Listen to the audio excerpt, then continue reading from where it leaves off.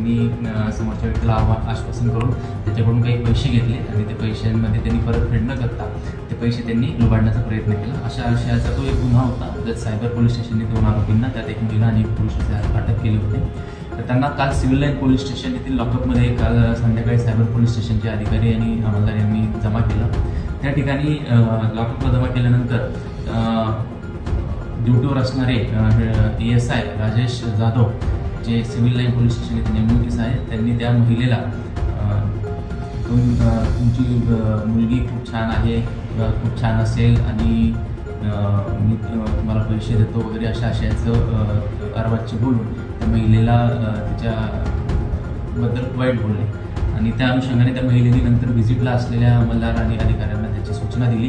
त्याचबरोबर cyber police स्टेशनचे in-charge PI झुंबळे हे तिथे पोहोचून त्यांनी मला फोन केला की अशी घटना घडली. त्या ठिकाणी मी स्वतः पोहोचलो, त्या महिलेशी चौकशी केली. त्यानंतर तिने झालेली घटना ही आम्हाला सांगितली. त्याच्यावरून आम्ही माननीय पोलीस अधीक्षक साहेबांशी चर्चा केली त्याच्यामध्ये आणि काल संध्याकाळी आम्ही म्हणजे काल त्या महिलेच्या तक्रारीवरून जे ASI जाधव आहेत त्यांच्यावर गुन्हा दाखल केलेला आहे सिव्हिल लाईन पोलीस स्टेशनला आणि त्यांची निलंबनाची कारवाई देखील आम्ही आमचा रिपोर्ट माननीय SP सरांकडे पाठवला. त्यानंतर त्यांना SP सरांनी त्या संबंधित अंमलदाराला निलंबित केलेलं आहे. पुढील कारवाई आता सुरू आहे.